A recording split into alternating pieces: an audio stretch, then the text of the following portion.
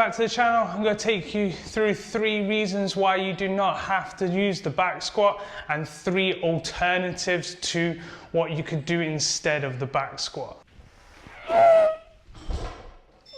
As you can see, the back squat takes a lot of mobility in the knees and ankles and the hips.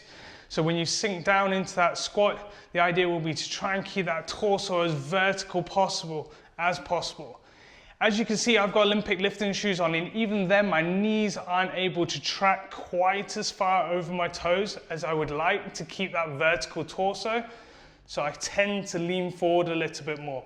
I do have good, adequate upper back mobility, so that thoracic extension, so I can fight it a little bit better. This took a lot of time to learn the mechanics of the back squat. If you are a beginner, you do not need to start here. I will now go through 3 options to the back squat that I think will better use for grapplers because of the crossover to your sport. Not everybody needs the back squat, some sports more than others. I'm going to go through or tell you the 3 reasons why I don't think you need to back squat. I like to back squat, I'm not going to lie, I think it's a great exercise, but it's not the be all and end all, okay? So what I would like to do for grapplers is give them a few more options to cross over towards their sport while still building adequate lower body strength, but also to give them something maybe that goes a little bit more towards the sport of grappling, okay? As you can see, I've got a sandbag in front of me. This one's only around 60-65 kilos, depending on how much sand I've lost over the years. This is a great tool for teaching the squat, the pattern of the squat, because it's front loaded and it teaches you how to squeeze and create tension, okay? Same as in grappling, if you've got a hold of someone, you are going to squeeze the living shit out of them to try and keep hold of them so they don't get out of your grip. So this is a good crossover and it's a good learning tool to start that. So, just to go over it, you'll pick up the sandbag by just rolling it from side to side. Yes, I've got a rounded back, but because it's front loaded and between the legs, it should be fine. And then from there, go onto the knees, get a better grip, so you can clasp grip, grab your own wrist, you can interlock your fingers, or you can go gable grip, whichever one you find most comfortable, okay? Personally, I like to grab my wrist if the bag is not too wide. From there, I'm going to stand it up, set my feet to a stance I feel comfortable with, and sink straight down and come straight back up. As you're doing this, like I said, you want to squeeze in, squeeze it like you mean it, and then you will feel your obliques coming on. So your abs will feel like they're pressing against the bag. To keep that tension, go down as low as you feel comfortable, and then come back up. Now, the form on this will change over time, as in once it gets heavy and you get tired, you'll start noticing a little bit more of a hinge pattern. You can go down here, and then you'll get this, up and back. Okay, so you come down, and then we'll do this. This is okay. If you did that with a barbell for a back squat, the likelihood is you go tip forward and be over. But because of the way the sandbag loads more closer to your center of mass, you're able to control that and still stand up. Of course, like I said, 60 kilo sandbag might not be heavy enough. You think, oh, what am I going to get out of that? Great tool for muscular endurance. You can go much higher reps and you'll get a good pump in those legs and it'll recruit all of the muscle. You'll feel it in your quads. If you don't, you feel it in your glutes. You feel it even in your hamstrings, especially if you start going into that hinging pattern, okay? So it will hit your muscles well. If you've got an array of sandbags, I've got one sat outside that's about 110 kilos. That's pretty heavy for doing sets of 3 to 5, maybe even up to 10 reps sometimes. But limitations, you want to keep on progressing, you want to get stronger, you want to feel like you're getting stronger because the sandbag is no longer heavy enough for you to be able to hold and be able to get the adequate range. Move on to the Zercher squat. The Zercher squat, similar positioning, just this time you're using a bar to hook in the crux of your elbow. Now, this can be quite painful to start for some people, but over time you will build a tolerance in the elbow crook to be able to withstand that so-called pain, okay? That uncomfortable feeling. The beauty of this is you can make smaller jumps with the bar because you can put smaller plates on at a time, okay? Remember when you first started doing the back squats, if you have done back squats before, the pressure of that bar on the back of the spine / shoulders trapped, you know, it took a little while to get used to, so don't expect this to be any different, okay? You can start with it from in the rack, so you're not having to pick it up off the floor if you're someone who suffers a little bit with that lower back kind of pain, though I would recommend trying to get more comfortable picking things up off the floor because it's an everyday thing, especially grapplers, we need to move things from the floor. So, crooks to the elbows, again, similar kind of grip, your gable grip, cross interlinked, whichever you feel comfortable with. You walk it out from the rack, just enough so you're not hitting the uprights, and then from there, same again, sink down and back up. Try and keep that bar nice and in close to you, and then try and push the ground away from you to stand up as fast as you can. This is going to allow your shoulders to roll forward slightly, so your shoulder blades will be a little bit more separated, okay? So what I mean by that is if you look at my shoulders there, they'll be in this more rounded position. It's not a bad position to be in, it's more of not a bad position to be in, because at the end of the day, when you're standing up, shoulders will be rolled forward. It's a position we get into naturally, okay? Back squat, we're complete opposite. That upper back, you want those shoulder blades nice and tight together to create that shelf.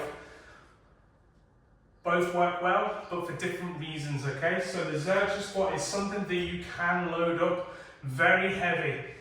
I would say that some people will lift up to at least their 1 rep max back squat, and if not, a little bit more.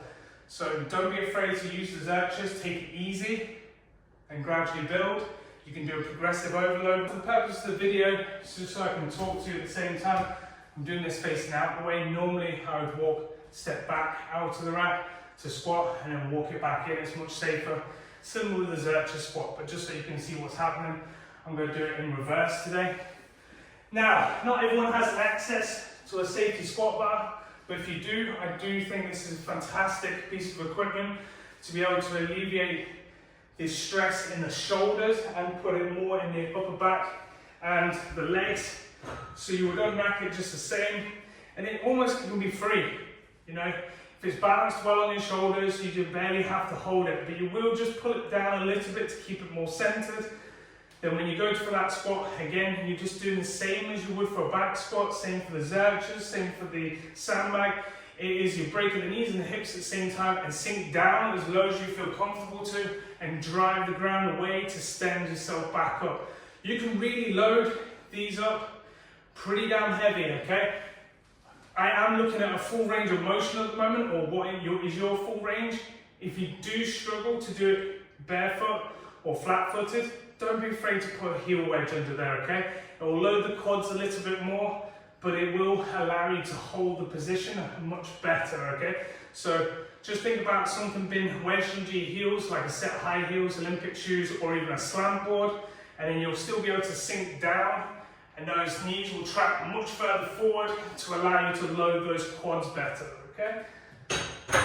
The last squat that I'm going to go through today is the box squat, or to a bench, to a target. You can vary the heights on this. Obviously, the higher you stay, the likelihood is the more weight you are going to be able to load onto your back, okay? So with the safety squat bar, though, what I would say is that I am going to take a slightly wider stance than normal, okay? I want to challenge my inner thighs. I want to load the hips more rather than the quads. So my shins will stay a little bit more vertical and my toes will be pointed out a little bit more.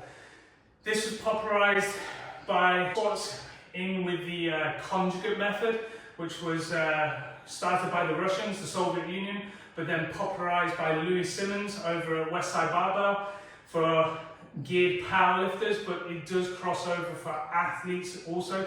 You do not have to be wearing full-on powerlifting suits to be able to utilize this type of squat. So, quick demonstration. You'll unwrap the bar just like you normally would. Take those couple of steps back. Like I said, take a wider stance than you normally would. Just outside shoulder width even. Keep the toes pointed out, and then from there you're going to drag your knees outside, keep them in line with your toes, and then sit back, okay? You're driving the hips back, you're going to sit to the bench, almost, I don't want to say relax, but you've got to pause on the bench before then driving the ground away to stand it back up, okay? So back, back, back, back, back, sit back, and rock to straight up, okay?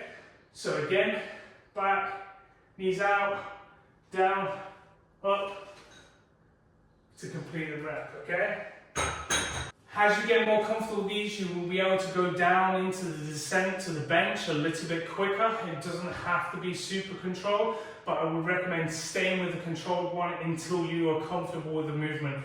You don't want to see too much roll in the bottom of the spine or the pelvis. You want to keep that pretty straight and neutral throughout the movement. Again, this particular one, I would say, is where you can really load the squat, okay? I'm talking about really getting high numbers to be able to train the central nervous system better, to improve that neural output to convert over to your sport. There we have it. You have got a handful of different types of squats. Admittedly, 2 of them were with that safety squat bar. If you haven't got access to one, then I recommend going to the Zercher squats with the bar. And then if you've got access to a sandbag, I would really recommend using these. They are highly versatile. You can use them for many other movements. Throughout the year of training, I try and use them all. I don't stick to one. I am currently in a back squat cycle. Admittedly, I just said you don't need them, but I wanted to try and see where I can get to. I'll go through 12 weeks of that before I then switch on to most likely the safety bar box squat to try and go heavier still, and then I'll come back round and utilize a handful of these exercises, these types of squat patterns to be able to keep training interesting.